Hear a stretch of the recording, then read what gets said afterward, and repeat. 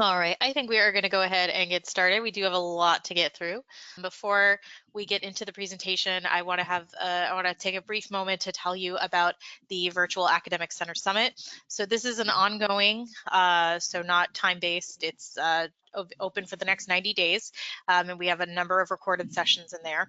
It's a virtual conference for Academic Center and Learning Center staff. It's going to be showcasing many presentations just like this one.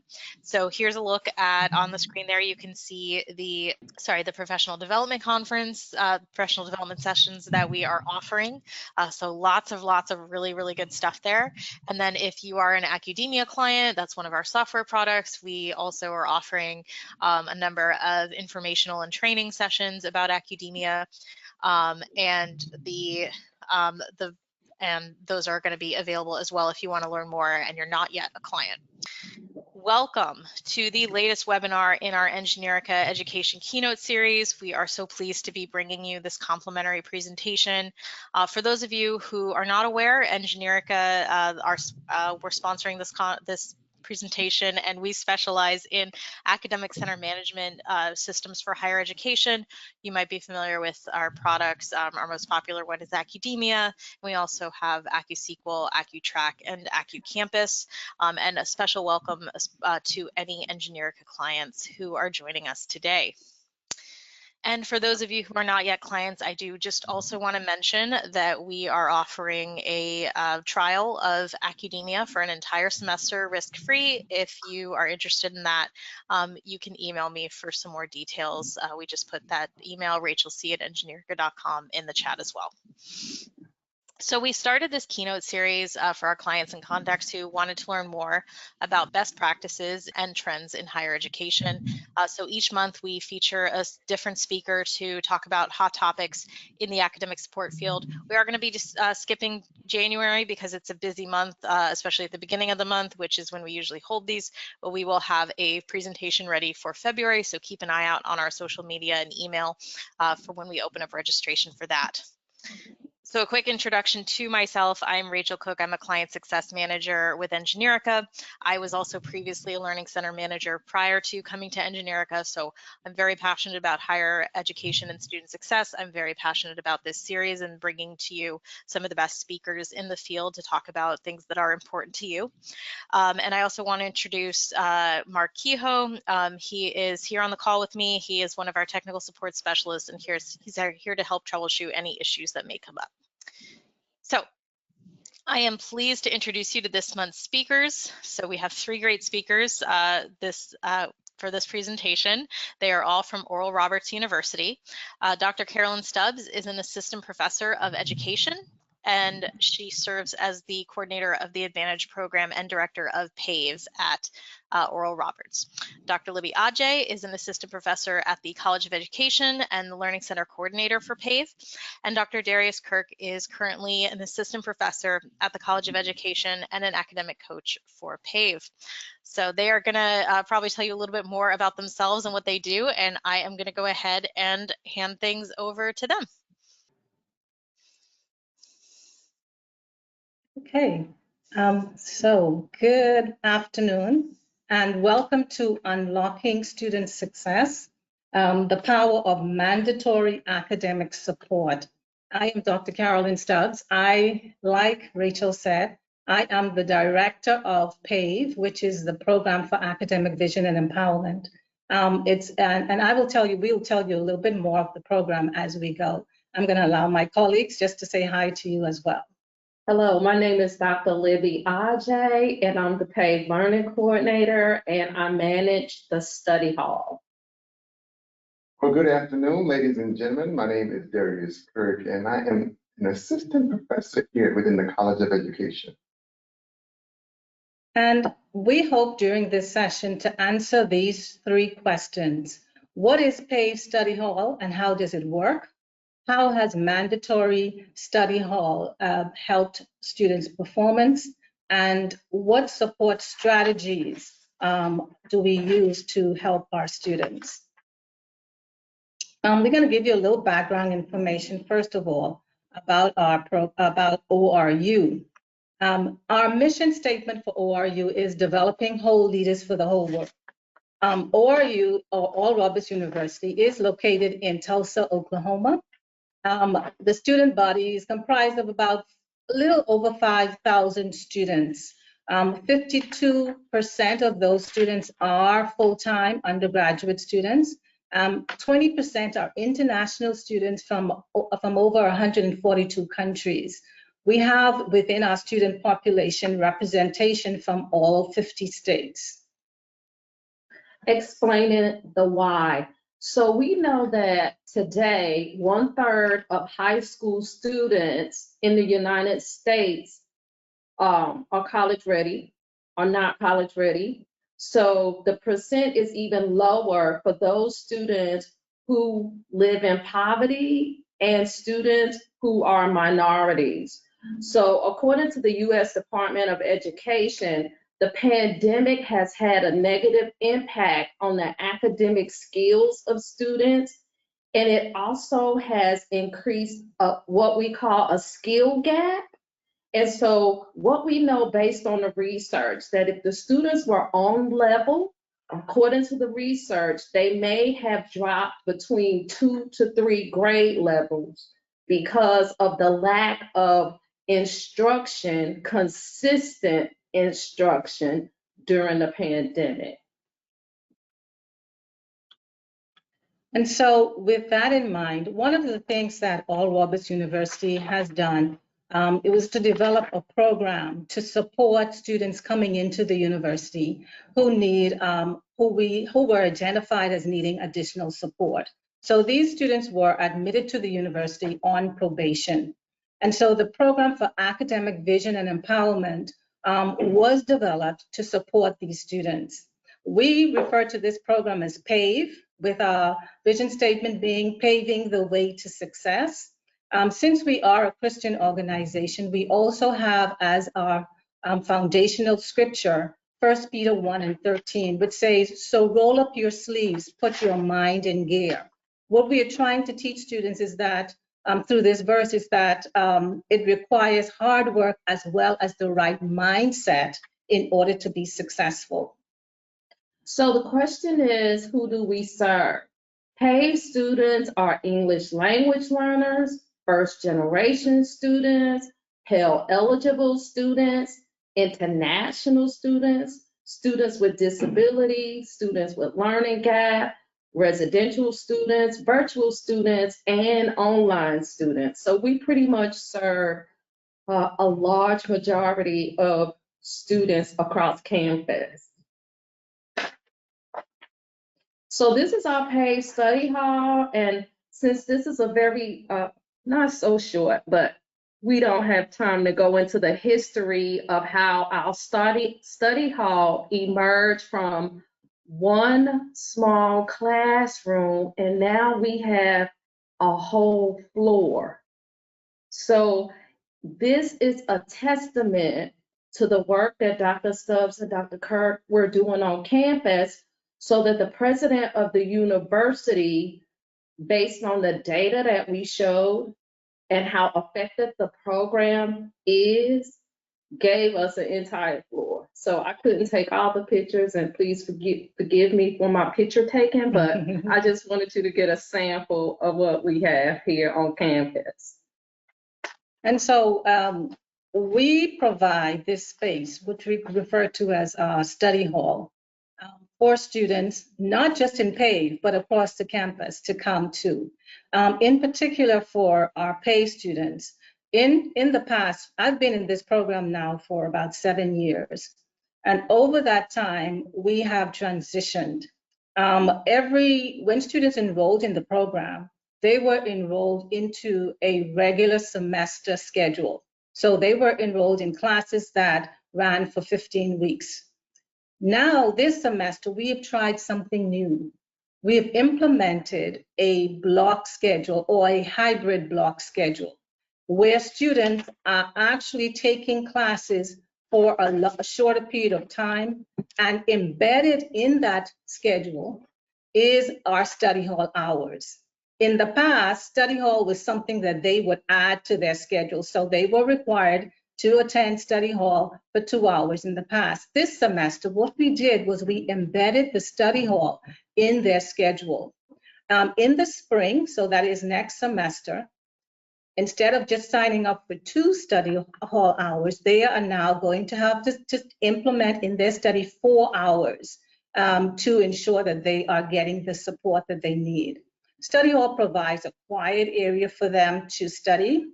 They can also create small groups and work in small groups. If you notice in our pictures that we showed, there are small classrooms, so they can actually move into classrooms and work together. Location is key here. So we are centrally located. Students can actually come into study hall before going to their classes, and they can come between classes as well. Tutors are available within our study hall for them to meet with, so they can schedule a time with tutors, but they can also just walk in, and tutors will be in the center to assist them. Another thing that we have found to be really effective is that we are now allowing students to eat in this area. In previous years, we didn't allow this.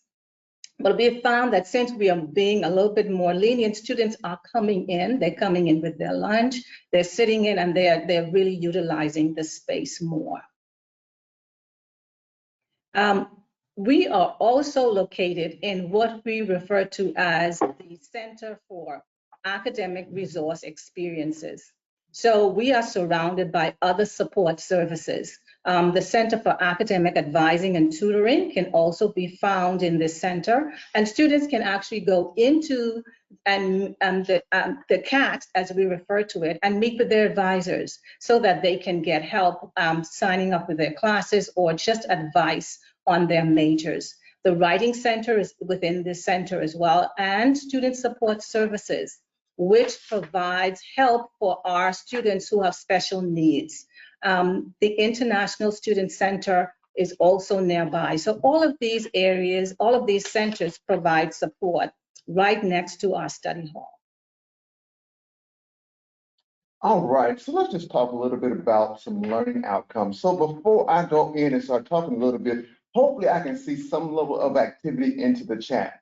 So we created some learning outcomes, and I would love to hear from you. Why do you think learning outcomes are important? Why do you think it was important for us to create this? Because I would love to see what your thoughts are, all 123 of you. So hopefully I can just get a couple of people put some thoughts there. Rachel, can you help me see? Yep, so they'll be in the questions box, just to make sure everybody knows. GoToWebinar does not have a chat feature for attendees. So I'll be reading some of those out loud. We've got, so you can measure it. I love that. It gives your program strategy, direction, and accountability, provides a rubric for assessment. It helps us evaluate and assess our effectiveness, provides a metric to monitor success. If you don't know what outcome you're exerting, you won't know if you've succeeded. Learning outcomes are measurable, and they can provide clear goals for both learners and staff. Outcomes are measurable. We can see the efficacy of the program, tell students what to expect, help students have goals. So some really great responses there. I love that, Rachel. So yeah. I don't even have to really talk a little bit about this particular slide right here for this one or the next one. Everything into which you put into the chat or the question box is true. It definitely does give us a level of intentionality. It gives us accountability, and it allows us to see what type of progress our scholars and we are making. So good. Thank you so much. I appreciate that level of engagement. Go to the next couple of slides. Okay, so one of the things, if you were able to peruse some of our learning outcomes, you will see that a lot of them focus on an area that we believe you might also see in your university, which is the executive functioning skills. So a lot of our outcomes focus in on this area. And I'm wondering how many of you would say that this area is something that you're seeing also that is a need or a area that you have to focus in on a lot. Because what we are finding at our university is that if we do not focus in on this particular area, students are less likely to be successful. And when I'm talking about executive functioning skills here, we're talking about those skills that students need in order to engage in independent, purposeful, and self-serving activities. And some examples of these would be things like self-monitoring, organization, time management, working memory, self-control, and adaptable thinking. So we have found that as we focus in on these areas, students are more likely to be successful. And so self-management is one of those that we really emphasize a lot in the program. This area focuses on the ability to delay gratification, to manage stress, and then also to just have the motivation to achieve one's goals. What the research shows and what studies show is that it is a better predictor of graduation rates than standardized tests. It also has greater effect on academic achievement than other personality traits, and it benefits GPA. Another area, and when we first started the program, one of the things that was seen is that students tended not to want to ask for help. All right, so what we have tried to do is to normalize help seeking. We have tried to do that by actually ourselves modeling this for students. See, we try to show them that we ask for help, so it's okay for you to do the same. But help seeking is one of those things the research shows is also very important, has a positive correlation to academic achievement among students. It involves not just cognitive abilities, but also social skills. And so this is another area that we in the program try to promote among students. So yes, so one of the things that we have really been intentional about, not just one, but the things that we've been intentional about is to make sure that everything we do is anchored in research. And so one of the things that we have been researching is like, how do we create this sense of community? And so we really did some deep diving, and we was able to look for research under Terrell Strayhorn. Terrell Strayhorn had this whole philosophy around the sense of belonging. And so the sense of belonging is important for the academic environment, or for students to show some academic progress. And I'm gonna tell you why. Let's go to the next slide. One of the things I've always said, before we get to Bloom's, we know the Bloom's is really the critical thinking aspect. Before we even get to Bloom's, we have to do Maslow. And Maslow is like we meet the needs of our students. And if you go under the Maslow's hierarchy of need, the middle part is a sense of belonging. And so we have been intentional about creating a sense of belonging within our program. What does it mean to have a family community? What does community do? How do we celebrate each other? So these are the things to which we have been intentional about incorporating within our program. And data is, of course, as you know, we try to be a data-driven program in that we pay special attention to the data that we collect. And as you can see from this slide, this reflects the GPA performances of our students. And I'm going to allow my colleagues to help me with this, but this reflects our performance from 2019 to spring of 2023. The majority of our students, as you can see for the green, in spring 2022, that's when we saw that the majority of our students were within the 2 to 3 point range. And of course, this also, I don't know if you can see, but look at the 2019-2020 performance. That was the year when something major happened, and we all know what that is. And so there we saw some dips in our performance, right? But overall, our students are performing. We're seeing gains, I can say, overall in their performance. Okay, go ahead, Natasha. So what you're seeing on the screen is data that was collected before the embedded study hall. So the study hall rates currently are between, I would say, about 95 and 97% of the students are attending study hall because it's embedded within their class. So just take that into account when you are looking at the data. So I would like to highlight something and let you know, it's not just looking at the data. Sure enough, we gave you the data, and sure enough, we look at the data, right? But it's like, how do we create this whole culture around data? What is it that we really looking for? Dr. Stubbs, can we go to the next slide? Yeah. And so these are the things. We were intentional about creating a data culture. And you said, what does that look like? Every single day, we pull our students' attendance in reference to study hall. And you say, how do we do that? I'm glad that you asked.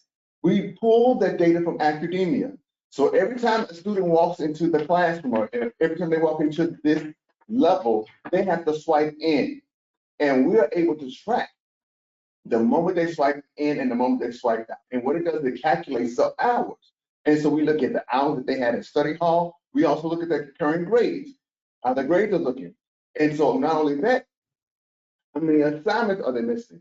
So we look at the totality of the thing, but we also meet not only just with ourselves as a team, we meet with every cross-functional team. So that means student support services, that means peer support services, that means every aspect into which the student is touched by the student. We meet as a collective and we chart and we figure out where the students are. And if the students not meeting their academic potential, we then therefore put them into let's go to the next slide. Can I say? Okay.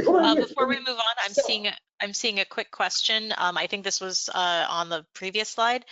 Sonia wants to know, what is the N for these percentages? The end.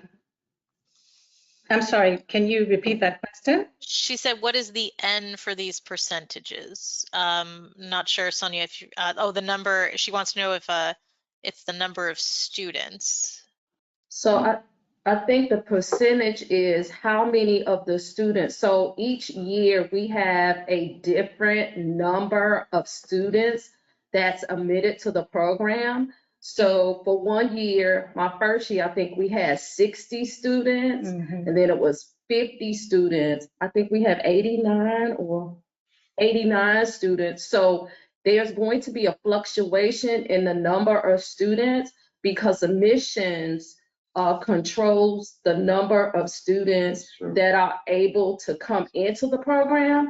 But the key thing that Dr. Kirk said, we use the data from academia to make the argument that study hall needed to be embedded in the class because the academia data showed that we were roughly sitting at about between 50 or 60% of the students attended study hall.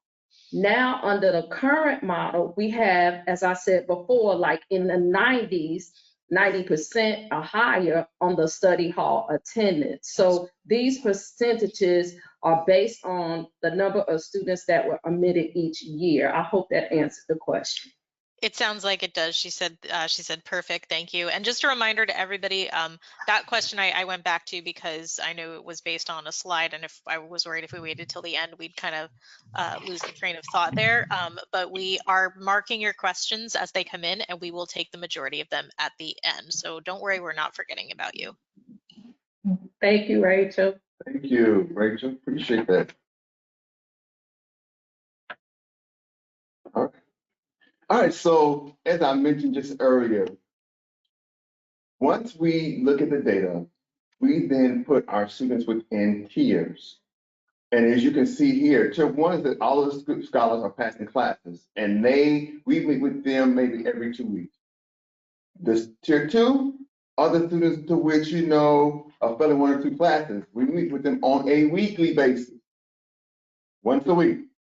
And tier 3, that means you get a touch point with one of us every single day. So that could either be a phone call, that could be an email, it could be us showing up to your classroom, whatever it looks like. Just know that we're going to have some level of touch point with those particular students who are in tier 3. And so what do we want you to take away from this? First of all, when students enter the university, they are actually provided with our PAVE agreement.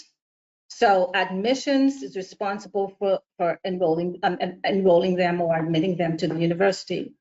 When they contact these students, they actually send out the PAVE agreement so that students understand before they actually pay what they're getting into, right? So that's the first part. The other thing is when they come to study hall, we ask them to complete an objective form.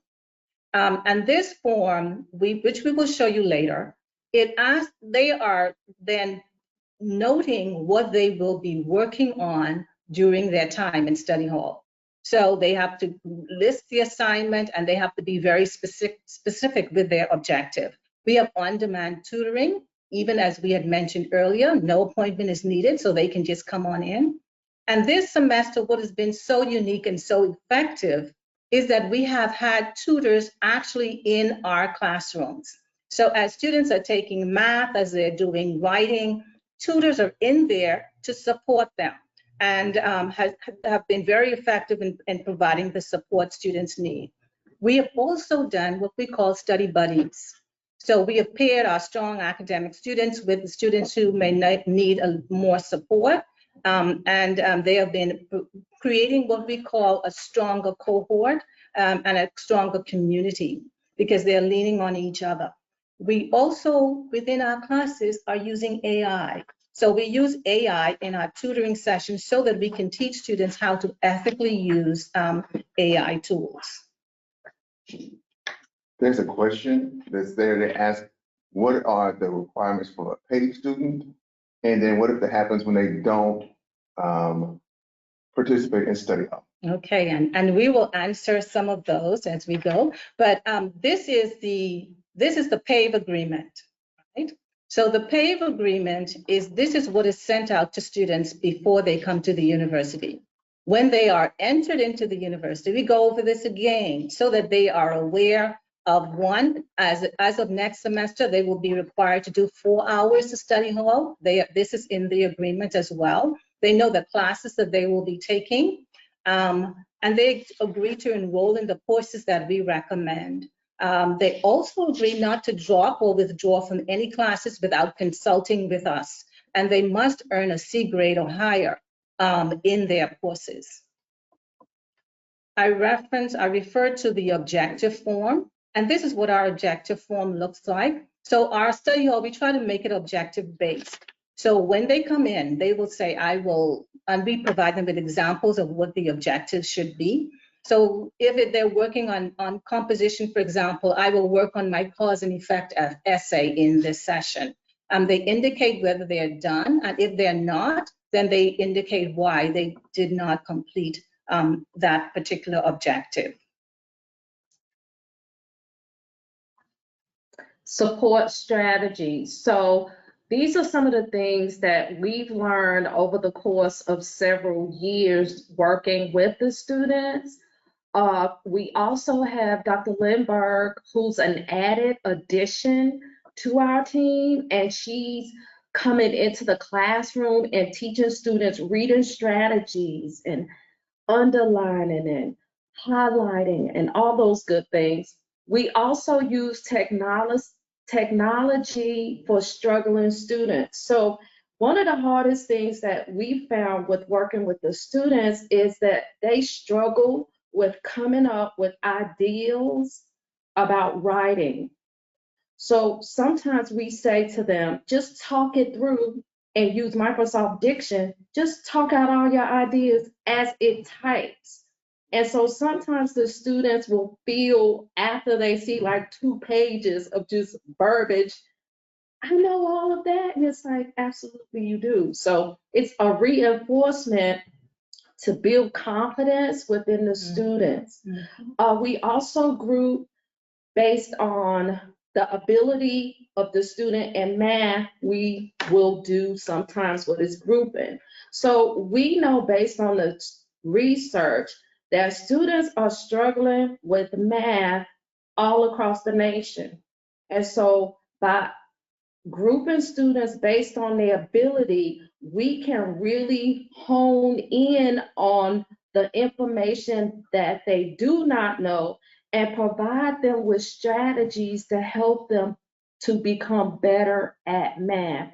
We've seen some phenomenal results just with grouping students alone. And I want to thank Dr. Kirk for that, because he's the grouping guru. It's all of us together. It's all of us together. And the reason why we are able to group them is that we are able to do a level of assessment. So they do an assessment as soon as they come on campus. And from that math assessment, we're able to see where they are or where the gaps may be. And then we therefore put them in groups based upon that particular assessment. You said that so well, Dr. We also provide the students with academic coaching, and this year we started a mentoring program. And it's a low-cost, high-impact way to bring about good results among our students. The informal feedback that the students have given us about their mentors is phenomenal. Like, we're so excited, and they're so excited that they can lean on another adult within the building or on campus to share some of their thoughts, some of their anxiety, how they feel about being a first-generation college student. What is FAFSA? I have financial aid issues. So the feedback has been great. This year, we also started a new way to advise students. We created a model based on research that I think we worked on it for over 2 years, maybe a year. And it includes some of the appreciative advising as well as intrusive advising. And we put our flair on it. We found some results. When we academically advise students, we bring it up on the screen. We talk through it. We let them see our notes, but we always have a group of notes that they don't see.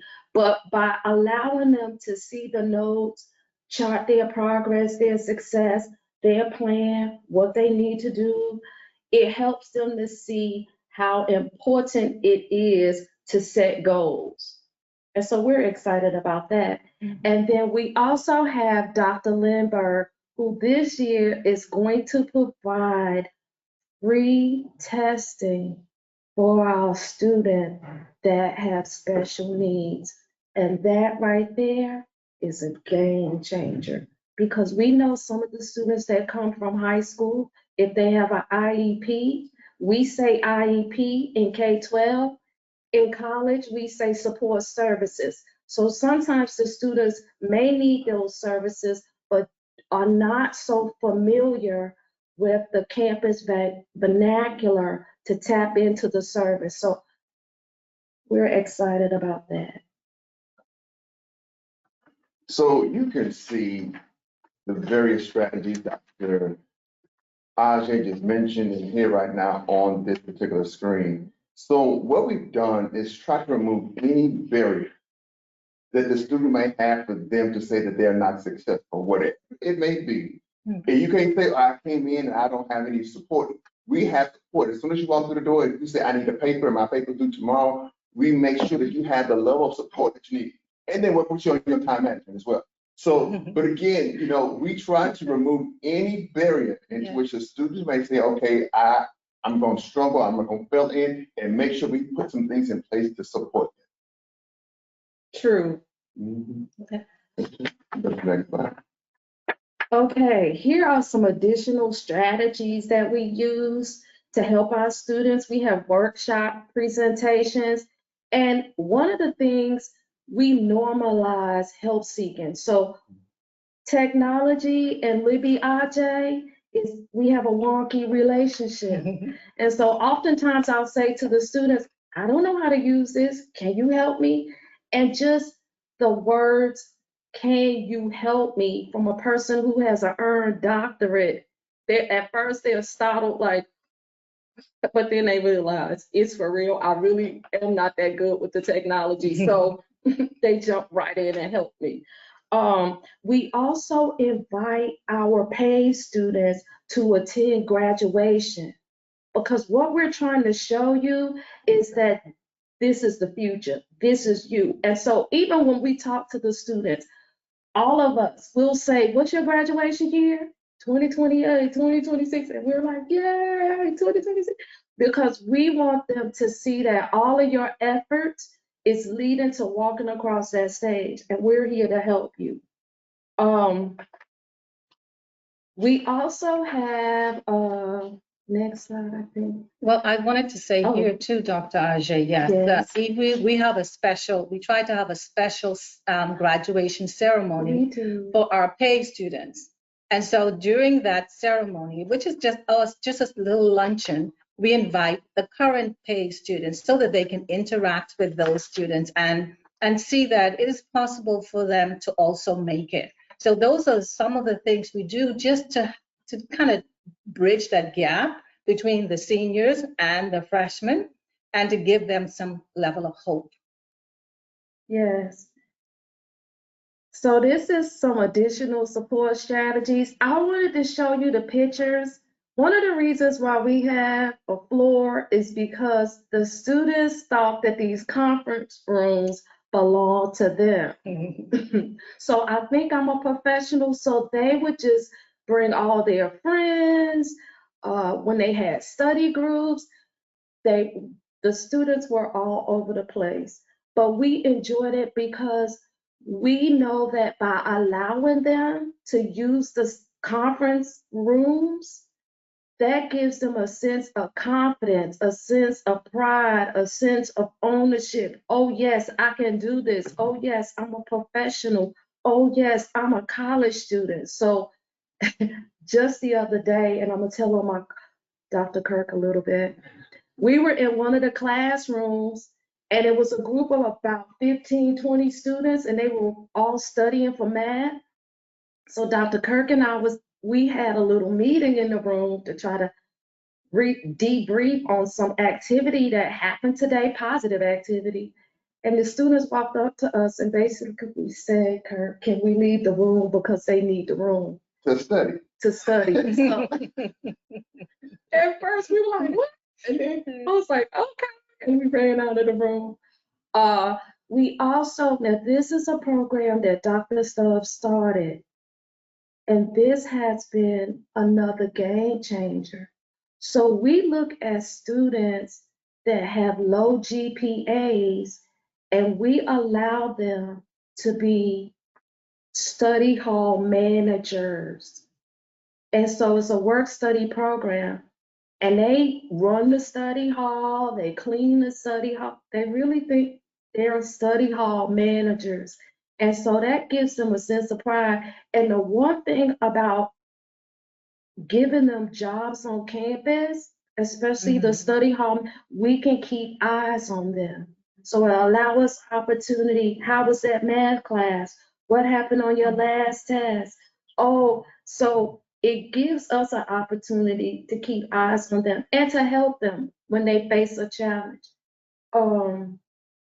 Yeah, and you know, it also helps us to with them. They are also assisting with logging in the students when they come in through academia. So they help us with keeping logs, and it helps them to also have a set time, because we say to them, you're working here, but you can also study while you're working. Yes. And so we're doing two things, because what we found is that some of these students had low GPAs because they had to work off campus. Yes. And they couldn't balance both. So now they're working, they're earning a salary, but they're also able to study while they work. Once they're getting the work done, we tell them, please use this time to study. And we saw such a change in GPA as a result of this program.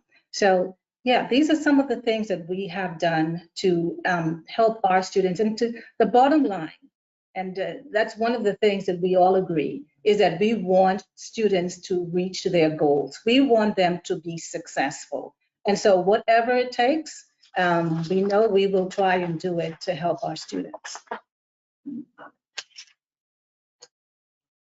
And now we can ask, it's our time for questions. We can answer any questions you may have. We got some really good ones here. So awesome. Thank you everybody for your great questions. We're so excited that you're participating. Let me just expand my little window here so I can see more of them, and please keep them coming as well. We have time. All right, so the first question is just somebody asking for a list of references. So I know you had said you plan to share the slides. Do you have a list of references that you're willing to share as well? Okay, great. Absolutely, yes. So we'll send those out with the recording, Jose, and anyone else who's interested. All right, and then Catherine asks, if the study hall is a quiet area, how does tutoring work in that space too? That's a good question. And so we have what we call the little classroom. Students can go in those. Sometimes students also are able to just simply tutor because our space is wide. It's open, right? But it's a wide space, so they can go into corners if they need to. They might be sitting at a desk with the tutor, but we haven't found that it is so distracting that other students cannot come in. So for some reason, it's working for us. And I think it's because they realize that, you know, it is an open space, so we have to use certain voices in that room. Yes, and I think a lot of centers that I've worked with and that I've worked in have this concern as well, the open spaces. You just have to be mindful of the people around you. Sandra asks, what's the maximum number of students who can be enrolled in the program? Well, there is no maximum amount. So it depends on enrollment. Like we said, this is done through our admissions department. And so right now we don't have a maximum. Our numbers really fluctuate each year depending on admissions. So we have not really identified that.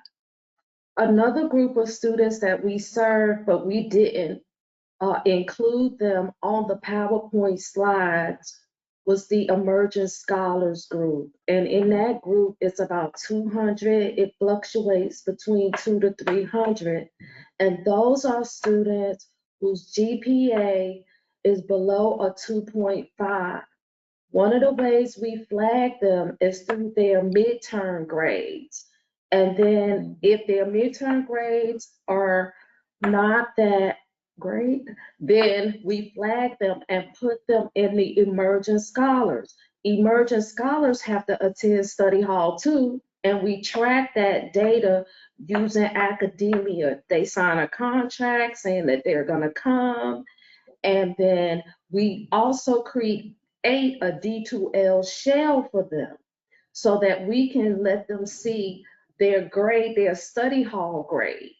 So they're always like, will this affect our GPA? And we're like, we kind of say, yeah, well, we don't say yes, but we highly encourage them to come. And you would not believe, even though they're not receiving a credit, they're not, it's not impacting their GPA.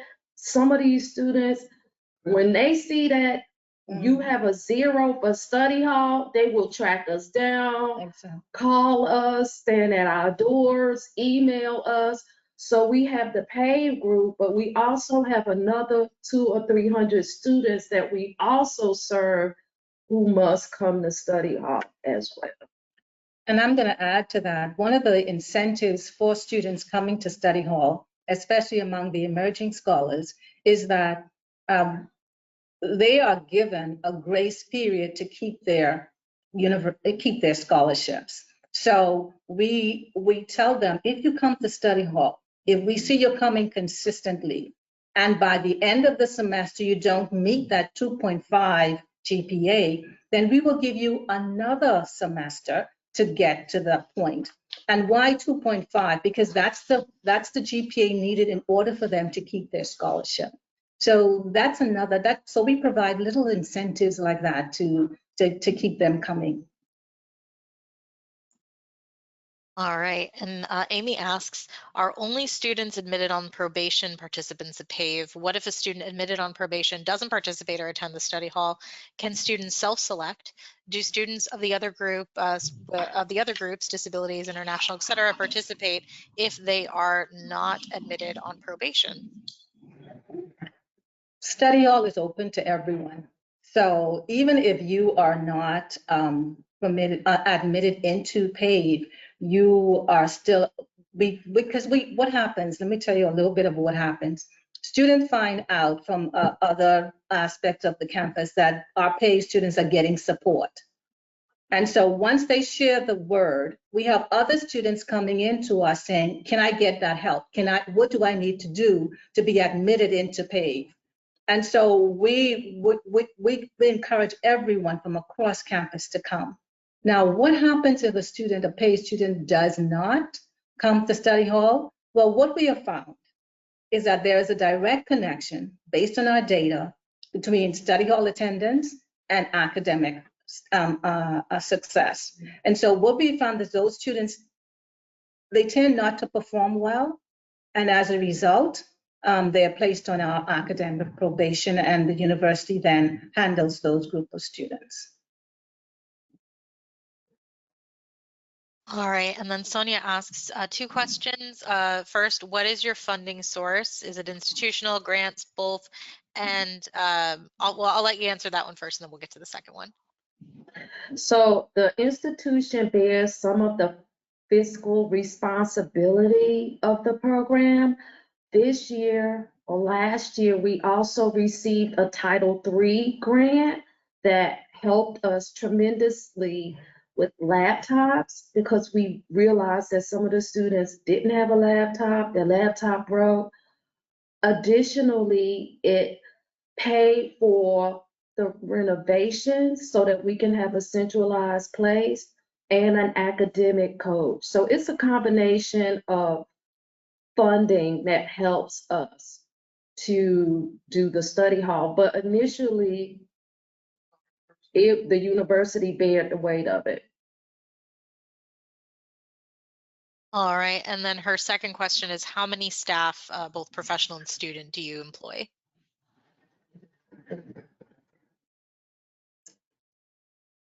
Staff to student ratio, is that what you're asking? I'm sorry.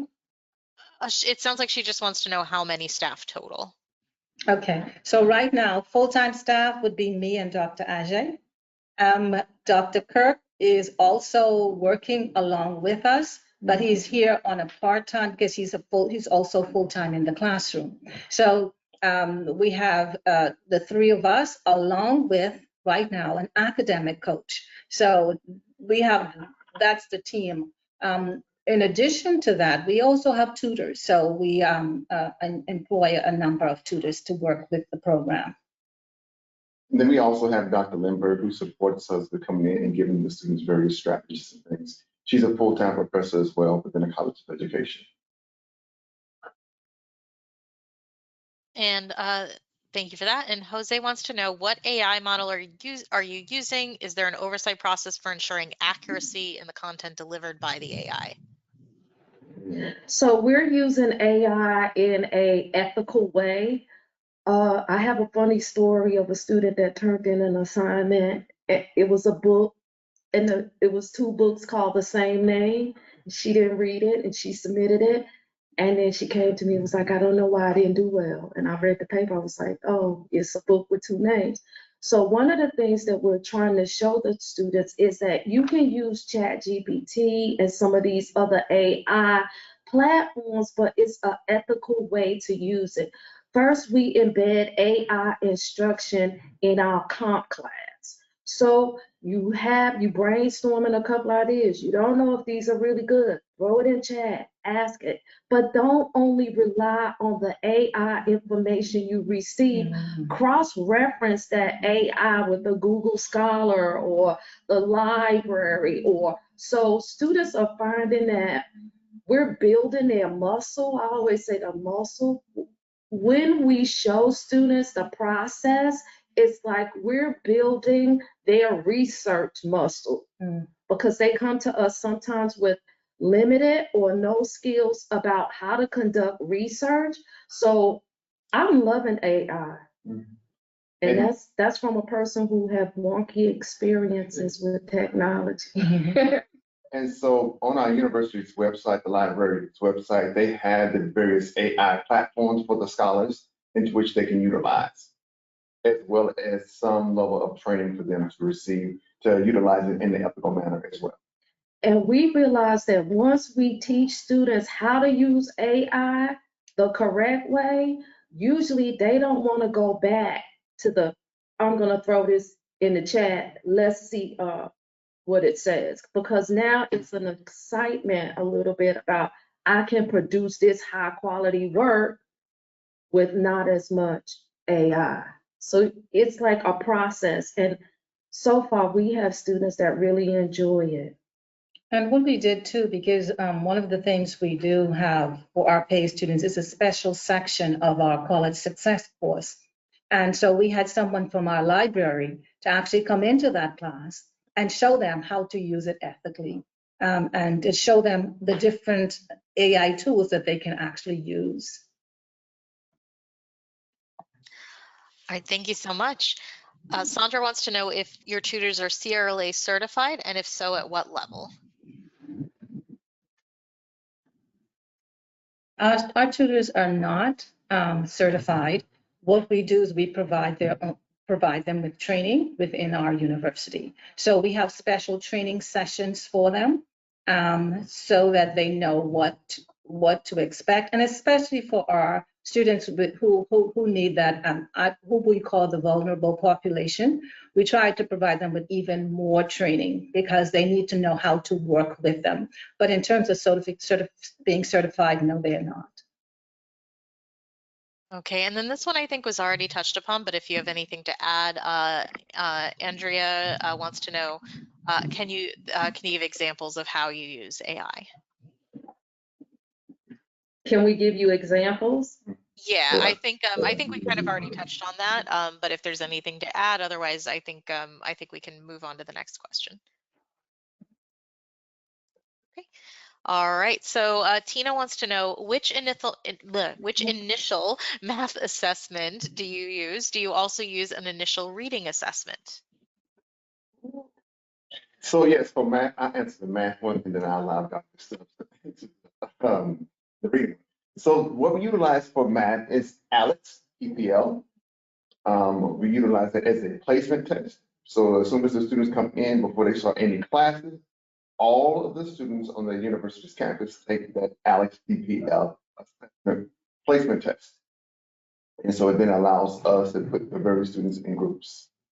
Yes, and for our reading assessment, we administer a test that has been created by our language department. And so students will take this test to determine their reading level. It also helps us to see where there are gaps and what areas we really need to focus on with the student. Great. And Annalisa asks, you mentioned mentors being a low-cost initiative. Do you financially compensate your peer mentors in any way? We started a new program with the mentoring, and these are college professors as well as staff members who have volunteered to mentor our students. Currently, we're in a co-pilot stage where we have a small group of mentors and they are mentoring our PAVE students, and then next semester we're going to expand it. However, we do have a peer coach mentors that's in the dorms. Dr. Kirk, you want to talk about that? I think you know more. Sure, but it's not a cost. They just utilize students who volunteer to support other scholars who stay in the dorms for it. Yeah, and those peer coaches also come into our college success class. They would lead the class. We would allow them to lead the class at times, but they are there mainly to also support students as they work, to be that connection, to answer questions about assignments if they have it. So it's a program that really is about pairing the students with other students who have seen success here in college. Mm-hmm. And then also from the faculty standpoint, in reference to mentoring, part of our promotional package is that you do some level of community service or you mentor students. And so that's how we were able to package the mentoring program and work with our faculty and staff on that, because it's part of our promotional framework. And Edward asks, what role does the faculty play in the whole process? In the mentoring process? or just the process? I altogether? think so. I think so. Just the process altogether? Okay. It doesn't say if Edward wants to put that. Elaborate. Yeah. So I can just talk a little bit about both of them. The reference to the academic aspect of it. We stay in communication with our faculty and staff on a consecutive basis. You know, if we know that students are having issues, we send out the emails to them just to make sure that we are all working collectively together to ensure our students are hitting their academic potential. In reference to the mentoring aspect, we just kind of just reach out to them and ask them to go ahead and mentor. So that's about it. So that's how we engage with them. And Gotcha. what Dr. Kirk didn't say is that we also provide training. Actually, he and Dr. Ajay leads training for the mentors. So the faculty mentors and staff mentor, we provide training so that everyone is on the same page. Also, we are trying to collect data on the whole mentoring process so that we can see how effective the program really is. All right. And Leona wants to know, are mentors professional staff or peers? Professional staff. So we have professional staff as well as staff members as well as professors who are mentors. Awesome. And Michelle, yes, Michelle wanted to know if we're going to be sending the PowerPoint. We will. I believe we will be including that with the recording. Deanna wants to know, it seems like this is a small program and maybe resource intensive. What suggestions do you have for scaling it up? That's a good question. I would say one of the things is, so I'm fairly new, maybe like 3 years now, and the program has scaled up because initially the only people that came to study hall were PAVE students, and we would have a sprinkling here and there of other students who were not in PAVE. So we scaled up because the students pretty much promoted the program to other students on campus. Plus, we had the data to show that, look, if you give us a student, and if that student is committed to the process, we're going to be able to show good results. And so those two things working together. So now in the past, PAVE study hall was like this, oh, you're in the study hall. Now, study hall is a normal thing. Kids are, I left at 6 or 7, 8 sometime at night, and it's still kids here studying. So I think a couple of ways you can scale up is have the students advertise the program for you, keep the data to show that, hey, what we're doing is actually making a big footprint on campus. We have a lot of buy-in from faculty that will just walk up to us, send us emails. Can you help this student? He's struggling in our class. Plus, as Dr. Kirk had talked about, we work with almost every department on campus: student success, student support, housing, financial aid, registrar. So even those people are like our best advertisement about the program. And in some cases, if a teacher wants us to come to their class to talk about the program and the study hall, we can do that also. So those are some of the things we've done to seek to go from the initial PAVE students only to this is a cross campus, I want to do it philosophy. And I think one of the things too is that our academy has also included us in training sessions with the entire faculty on campus. So we would hold workshops because at the beginning of each semester, our academy has training sessions for faculty. So we would conduct workshops helping faculty to know how to help students who may be underperforming or students who might need extra support. So that's another way that we are trying to, or that we have been scaling it up a bit. And also, I just want to say this, Dr. Stubbs was the first person with this program. And so it has been scaling up for quite some years. She was by her. So she was by herself, and so the university saw the impact that she was having, and they hired an additional person, which is Dr. Ajay. Then again, the university saw the level of impact and was like, okay, we need to hire another person. And so they now hire, me part-time, Dr. Lindbergh part-time, and then also an academic coach. And I believe like next year, we're going to have a graduate assistant. So again, that's what we've been doing in reference to scaling up. The university is seeing the level of impact and the data is speaking that it's working, and so therefore they are putting resources behind the work to support the students. Awesome. And Tani asks, what are the roles and responsibilities of your work study hall manager? Oh, okay. So the work study hall managers, one of the things, so I'm the very, I'm going to say like the good flowery Pollyanna, but Dr. Stubbs is more like we need to train these students as if this is a professional job. So we interviewed the students.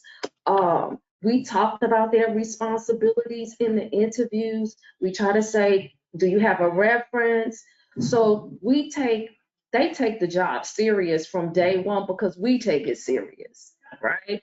And then some of the things that they do as a study hall manager, they make sure that academia records are accurate. So when the students come into the study hall, they swipe, but sometimes they also use the attendance sheets that we have. So our study hall managers must make sure when the students come in that the swipe is a good one and that they sign the attendance sheet. They also work with the tutors. They keep the area nice and clean. If some of our study hall managers, and I think last year we had 2 study hall managers, a grad assistant who was an accounting student, and we had another really good math student. They also tutored because we told them in our interview that this may be a time when you have to tutor students, and they really enjoyed that. So we try to treat them as a part of the staff and not just students that's doing a job on campus. They have to dress professional too. We encourage that. Perfect, great. And Catherine asks, for work study students with low GPAs, are the students eligible if they are not meeting financial aid requirements or have not met satisfactory academic progress? So the students, if they have not met satisfactory academic progress, they would have to work closely with us or with student success in any event. But they are still able to work with, they are still able to be employed on campus. And so we are able to hire them because they are still an ORU student. Now, the fact that they may have low GPAs is one of the reasons why we want them close to us, even as we mentioned earlier, just to help them and to support them even more. And I think Dr. Stubbs probably need to mention, she turned this one young guy's whole life around for the good. He was taking computer science. He really didn't like it. He wanted to do these YouTube. He wanted to be like the next Steven Spielberg. But his major wasn't matching his goals. And so right then we were able to see that because we see him every day. We're talking to him. He changed his major. He's knocking it out the box. Like his grades went from to like overnight. He's excited, showing us clips of his film. I'm like, can you do one for me and put me on TikTok maybe? But he's a really good student. And that's because his GPA was low. His major didn't match his interest. He really didn't want to let go of that computer science, but it's like having relationships. I cannot say this enough. Having relationships with the students and it makes the difference because we're able to see the pitfalls and to guide them to make that turn left, make that turn right, so that they could turn it around. And so we are very, how can I say it, intentional about making good relationships with the student. Mhm. Great. And the next question is from Jose. He says, at my institution, we are currently exploring the implementation of required tutoring for our top enrolled courses. What were some of the institutional policy changes you had to tackle in order to make this happen? That's a Dr. Stubbs question. So one of the things that really helped us was, one, we worked closely with the provost. And so our dean, the dean of the College of Education, who was now also associate provost, we had her, we worked closely with her in establishing our PAVE agreement. And of course, the provost had to okay that. And once she did, everything was just sent out. So we don't do things in isolation. We have to consult with our dean as well as the provost in whatever decisions we make. I hope that answered the question. I think so. And Amy asks, do you use academia only for checking into study hall and attendance reports? Or are there other ways you're using academia? And are other areas at OR, are you using academia as well for things like or for things like class attendance? And I know it's used pretty heavily on campus. Yeah, so other departments are using academia. We use academia quite a bit. One of the great ways that we used academia when I first arrived, we used academia to track our high frequency travel times. Like, when are the times in the day that we have the most students? Because what we found, we were placing tutors in the morning, but the traffic in the study hall was low. So we went back to the academia and started tracking the traffic. We noticed, oh, most students come at around 12:01. Let's make a switch in our tutoring schedule so that we can have more tutors at that time so that they can serve more students. So we use academia quite a bit to help guide the things that we're doing. Dr. Kirk, you wanted to say something? Yes, we also utilize academia for the students to set up a tutoring appointment. So therefore, they can go off in there and say that they need a special support within whatever content area that they may be struggling in. They can go and put that in, and we have specialized tutors aligned to each one of those content areas. And so they're able to schedule an appointment with their tutor there on academia. And our office hours are also in academia. So students can go to academia. I want to see Liviaje. They click it, the time, and then it shows up. Dr. Stubbs, yes. One other thing is we, especially when we had to transition during COVID time, we used academia heavily to assist with the virtual tutoring. And we still continue to do that. So virtual tutoring, everything, academia has been just a real great support in that.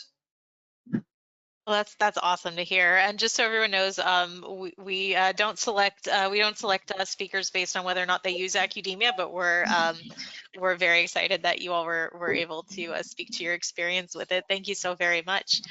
Andrea asks, are you measuring retention, persistence, and graduation rates for these cohorts?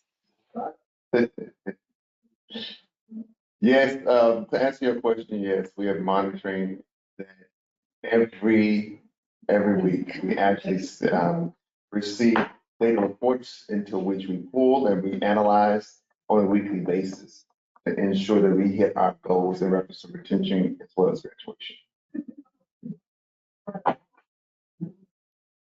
Beautiful. And then Hallie asks, what incentivizes their participation in the program? I thought I heard paid study hall earlier. Is there some reduction in tuition or fees for participating? No, there is no reduction in tuition. What we do from the very beginning is we emphasize the correlation between study hall attendance and success.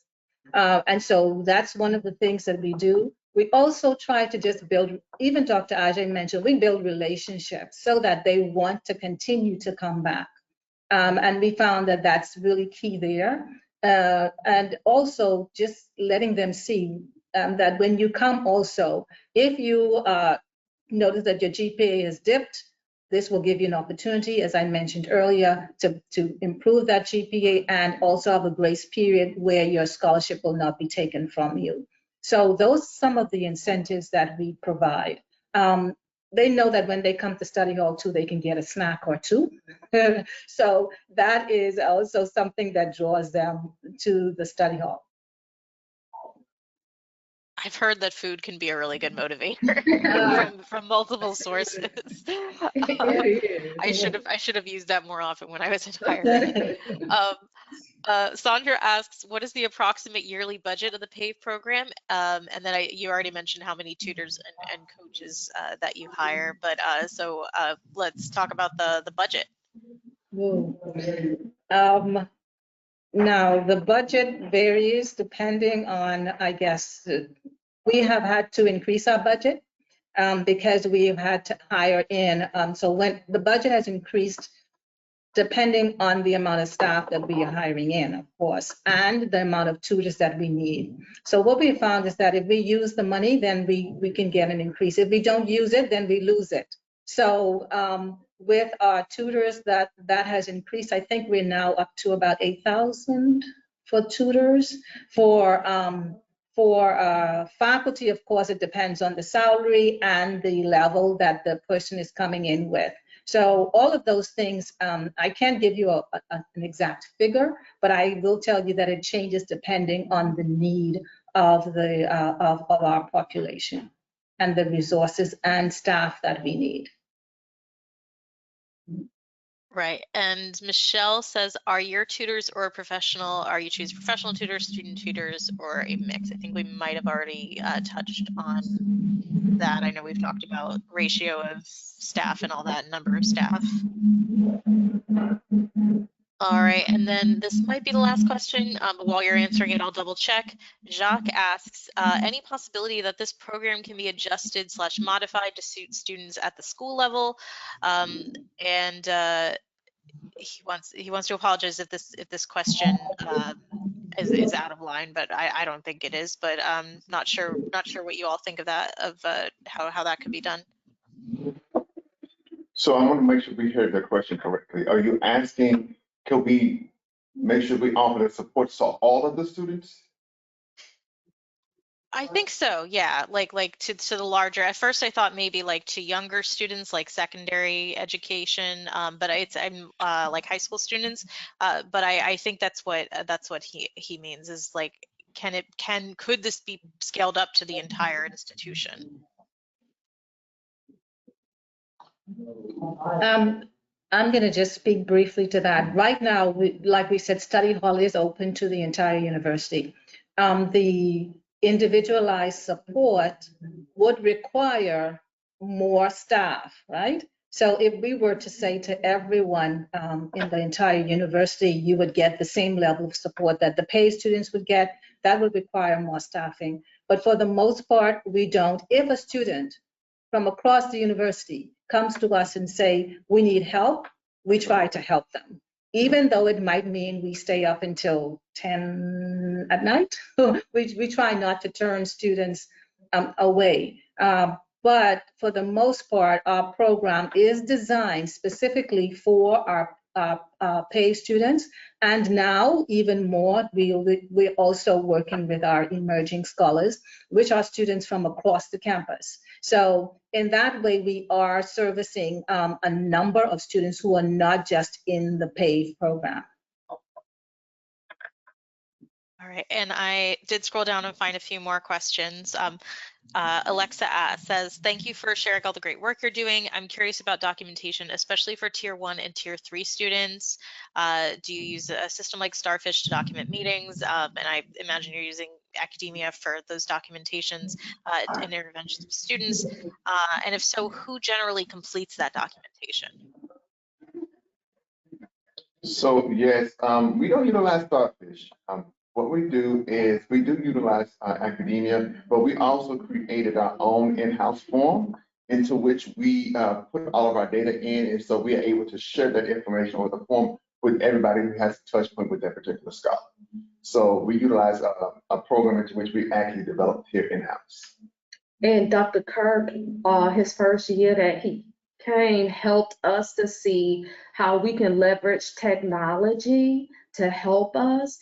And so we created a Teams community like page for just us, the staff, so that, and then within that, it has embedded notes and grades and GPAs. And sometimes Dr. Kirk would someplace on campus where the students were always at, Dr. Kirk would show up, and right there on the spot, he could pull up all the information about the students and send us a quick Teams message and say, hey, I just saw this student. I'm about to go talk to him. And so that was transformational, how Teams helped us to be more mobile in terms of if we see a kid on the spot, what do we say? Mm-hmm.